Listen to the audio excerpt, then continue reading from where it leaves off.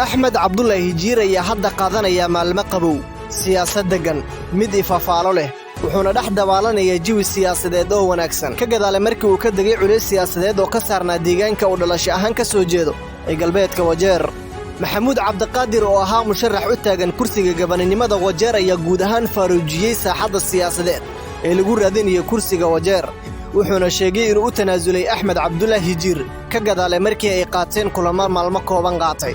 galbeedka Wajeer waa xudunta siyaasadeed ee Wajeer marka la eego hoggaanka tirada leh ee ka soo yaacaya waa goob dagaal siyaasadeed u ah kan hadda galaya saaxadda siyaasadda iyo kan hadda ku dhex jira waa deegaan dadkiisu ay u muuqdaan kuwa muujiyay ilbaxnimo siyaasadeed marka la eego hanaanka isu tanaasulka danta wadajirka deegaanka Maxamuud Cabdiqaadir ayaa hadda muujiyay ficil siyaasadeed oo wanaag leh kadib markii uu fiiriyay maslaxada siyaasadeed ee dadka deegaanka galbeedka Wajeer si kursiga ugu sareeyo Wajeer markii ay u hoggaamiyaan siyaasiyiinta ka soo jeeda galbeedka Wajeer hadda waa sidee xalka siyaasadeed ee Axmed Cabdullaah Hijiir haddii maanta shacabka reer Wajeer ay u dareeraan doorasho lagu dooranayo governor qofka noqonaya waa Axmed Cabdullaah Hijiir waxa aan ka hadlayo waa maanta waayo ma jiraan hadda culays siyaasadeed oo haysta waxa uu salaaxday kubad baas macaan wuxuuna doonayaa in maraheeda u dhaliyo 9 Agoosto galbeedka Wajeer hadda waxa xildhibaanka Axmed Qolosh waa aabaha deegaankaasi balse siyaasad ahaan Qolosh iyo Hijiir ma ahan kuwa isku fiican Maxamuud Cabdiqaadir iyo Qolosh waxay ahaayeen saaxiibo isku dhow Qolosh hadda waxa uu ku dhex jiraa siyaasad dilacsan maadaama uusan jirin musharax kale oo garab dhiga karo Hijiir sababtoo ah halkii musharaxii uu watayna waxa uu galay kooxda Hijiir wuxuuna noqday musharax isku bedelay ololeeyo siyaasadeed kursiga ugu sareeya Wajeer waxa si adag ugu hardama kooxo siyaasadeed oo ka socda koonfurta Wajeer kooxo kale oo ka socda Tarbaj iyo bariga Wajeer oo isku hadafa iyo galbeedka Wajeer dhanka galbeedka Wajeer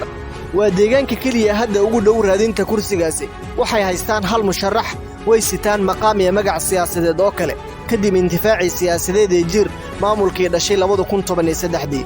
dhanka Tarbaj iyo bariga Wajeer deegaanadan isku dhafka waa deegaanka kaliya hadii ay u midoobaan kursiga hanan kara waxa ka dhex taagan culays siyaasadeed oo xoogan waxa isbarbar yaacaya dhowr musharax waa ugaad Sheekh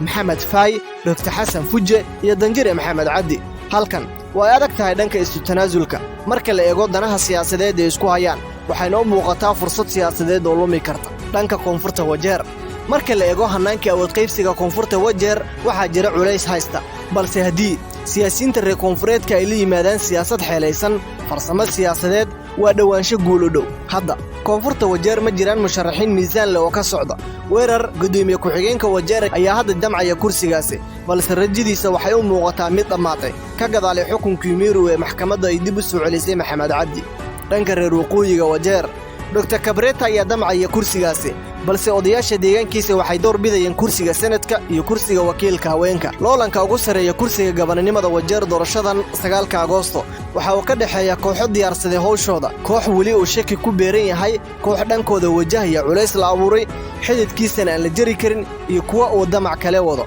waa diyaarintii Saakow Buule